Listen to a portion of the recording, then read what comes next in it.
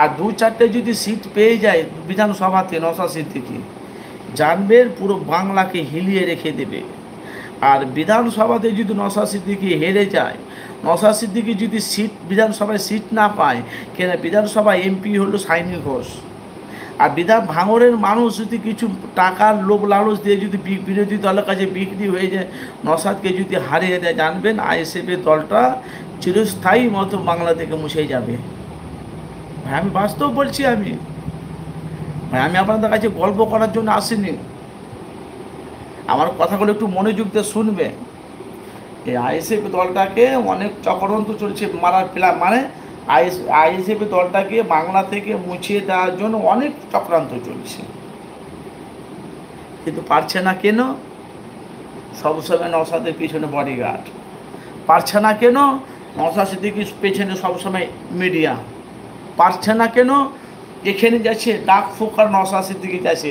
নওশাদ সিদ্দিকীকে কবে গুলি মেরে দেওয়া হতো, কি কবে অ্যারেস্ট করতো। বাস্তব বলছি ভাইজান। নওশাদ সিদ্দিকী যখন জেল থেকে যখন বেরিয়ে এলো, ওনাকে বিরোধী দল মারার চেষ্টা করছিল। বাধ্য হয়ে নওশাদ সিদ্দিকী বডিগার্ড নেওয়ার জন্য চিঠি করলো। বিজেপি তরফ থেকে এসেছে, সে আমরা জানি। আর তার পাশে আছে বডিগার্ড। যেখানে নওশাদ সিদ্দিকী যাচ্ছে সেখানে 2-4টে বডিগার্ড থাকছে। কেন? নওশাদকে হেফাজতের জন্য, যেহেতু উনি বাংলার বিধায়ক। কিন্তু 2026-এ নওশাদ সিদ্দিকী ভাঙড়ে থাকবে তো? যে হারে নওশাদ সিদ্দিকীর উপরে যে রোলার চলছে, রোলার, আমি যতটা জানি ভাইজান, দেখেন, আমি যদি আইএসএফের তরফ থেকে আপনারা যদি বলি, তখন আপনি বলে তৃণমূলের দালাল, আনারুল তৃণমূলের দালাল। আবার আইএসএফের তরফ থেকে যদি বলে যে আনারুল আইএসএফের দালাল। কিন্তু আমি যতটা জানি ভাইজান, ভাঙড়ের কিছু মানুষ বিরোধী দলের কাছে বিক্রি হয়ে গেছে। ওই ভাঙড়ের মানুষ তাহলে শওকত মোল্লাকে কীভাবে সাপোর্ট করছে? শওকত মোল্লা যাওয়া মতন হাজার হাজার মানুষ যে জড়ো হয়ে গেছে, শওকত মোল্লাকে বলছে আমরা এটা পাইনি, ওটা পাইনি। তো ওইখানে নওশাদ সিদ্দিকীকে ভাঙড়ে বিধানসভাতে কীভাবে জিতাবে?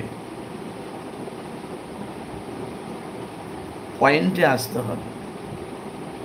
আমি যে কথাগুলো বলছি একটু হিসাবটা মিলিয়ে নেন না। মিলাইলে আপনারা দুধ কা দুধ পানি কা পানি হয়ে যাবে। যেখানকার এমএলএ বিধায়ক সেখানে শওকত মোল্লা ওখানে ঘাপলা মারছে। কেন? উনি তো বলেছে বিধানসভা গেটের সামনে, নওশাদকে 2026-এ ভোট গণানোর সময় নওশাদকে যদি না হারাতে পারি, আমি পুরো রাজনীতি ইস্তফা দিয়ে রাজনীতি করব না। এই তৃণমূলে সে আমরা জানি বাংলা প্রতিবাদী মুখ, সে আমরা জানি ভাইজান, ও আমরা জানি না। কিন্তু এখন তো নওশাদকে অ্যারেস্ট করার জন্য তো শওকত মোল্লা পুরো ডিক্লেয়ার করে দিয়েছে। মাননীয় মুখ্যমন্ত্রী মমতা বন্দ্যোপাধ্যায়কে বলবো খুব তাড়াতাড়ি যেন নওশাদকে অ্যারেস্ট করা হয়। আপনাদের মতামত কি?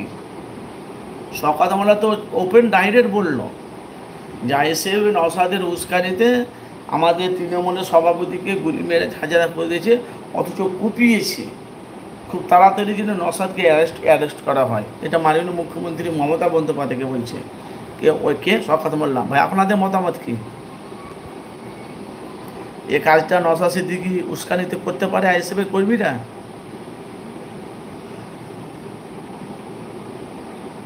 বা আপনারা একটু কমেন্ট করবেন।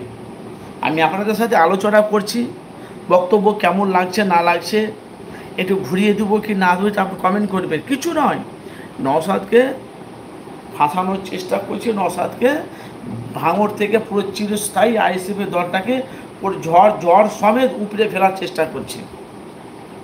আর এটাই হবে ভাইজান, আপনারা দেখবেন 2026-এ ভাঙড়ে নওশাদকে দেখবেন যেরকম করেই না হোক, দেখুন নওশাদকে ভাঙড়ে এলাকার হারাবে তৃণমূল। আমি এটাকে পুরো কনফার্ম বলছি ভাই। হয় ভোটের দিক দিয়ে হোক, না তো যে কোনো জিনিস দিক দিয়ে হোক, নওশাদকে ভাঙড়ে হারাবে। এটা তো বুঝতে পেরেছে। বাংলা যদি কেউ প্রতিবাদী মুখ থাকে, সে তার নাম হলো নওশাদ সিদ্দিকী। ভাই আপনাদের মতামত কি বলেন? একটু বলেন না আপনারা কি বলতে